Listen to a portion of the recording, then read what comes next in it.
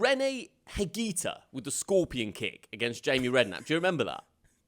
Yeah. I saw that come up on Twitter. And I thought, Ollie, if that happened today, that would get 1 billion views.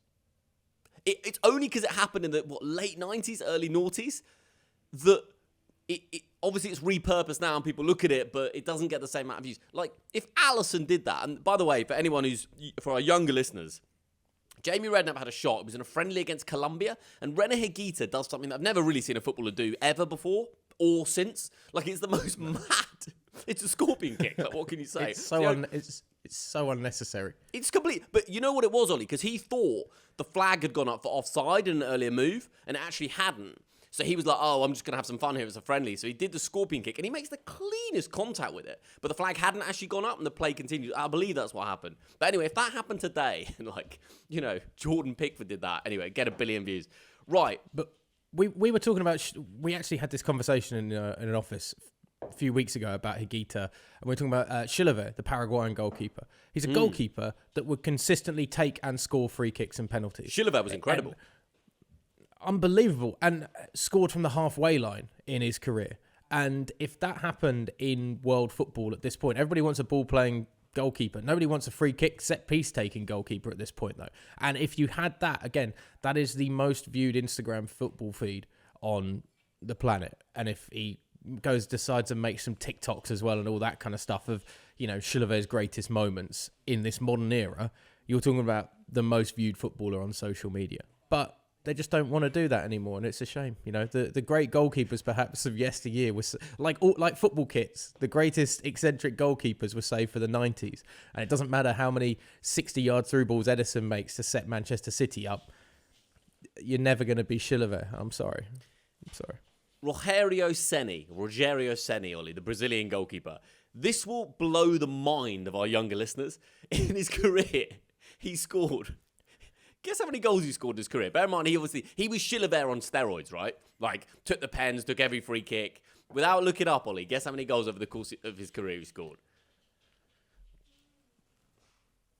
26. 132.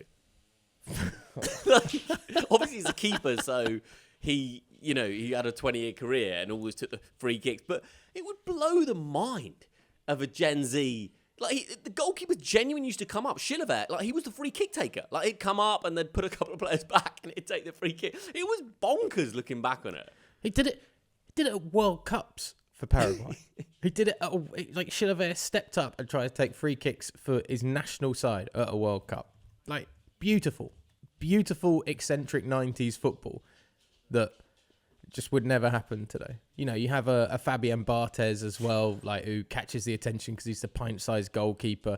And then you have Edwin van der Sar, who's the tallest thing on the planet. And again, one of these great goalkeepers that holds records in English football for clean sheets and goals conceded in a season. But it's just not a patch on the eccentric drama of a South American goalkeeper. Mate, I could do a whole pod on this because I've just done a miniature deep dive on the secondary laptop, Ollie. So Rogerio Ceni, it's 129 goals apparently officially. Second is Chilavert with 67 goals, but this is the greatest. The Paraguayan is the only goalkeeper in history to score a hat-trick in a professional game. All three goals came from the penalty spot for Vélez against...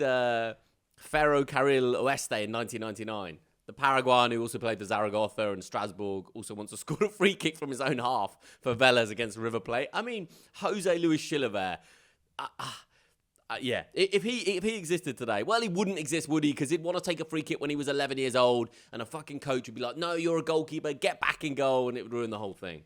You're going to be our mental holding midfielder rather than our mental goalkeeper, is what Chilavert would become. And he'd just be like a free kick taking, almost Felipe Melo, would what Chilavert would end up being at this point. And he'd still be playing at 44 years old in Brazil somewhere. I mean, that would have been the glory days to be working out in South American football when you had guys like that stepping up. What do you think will go down as the absolute glory days in football? Because I think obviously not the 1990s kind of popularised football as part of pop culture. It became cool. You were coming off the back of like the hooligan era in England. And then I would say late 90s to probably like 2014 maybe, as like the absolute, like a pre-VAR, but before it all got a little bit too individualized maybe. I don't know. That I would say that will go down in history as the absolute golden era of football in terms of eyeballs on the sport, capacity to watch all these games, introduction of Sky and the globalization of the Premier League, before maybe something started to get a bit negative. I think you're looking at late 90s to just after Roman Abramovich took over Chelsea, basically. That's the window when football was peak, because Chelsea weren't walking league titles because of money completely. Like, they had to wait, they had to build, and you still had like United sides with Sir Alex Ferguson, etc. You also had the game now is based off the foundations that were made then. The only reason Manchester United have expectations is because at this point still in the Premier League is because of the success they had in that period of time and became the globalised, recognised brand club for English football. Arsenal's expectations have all been changed by that run in English football. And those that weren't there at the time, you know, when I started watching football, Oldham Athletic were in the Premier League. But they were there too early. If you were there pre-98, 99, you were there just too early. And that's why those clubs haven't got back. Swindon Town up in the top flight of English football. You know, it's just, it doesn't happen for you at that point. Whereas if you have stayed and been in the Premier League, aside from a few, like Bradford's maybe and such, you have maintained a good, reasonably good championship status, or you've had spells back in the top flight again. It's I think that was like the foundation of what we have of the modern football era. I'm going to argue that the game peaked when Rogerio Ceni scored his 100th career goal, which was a free kick against arch rivals Corinthians to win the game. I would say that, or maybe even 1999 when Chilavert scores a hat-trick as a goalkeeper.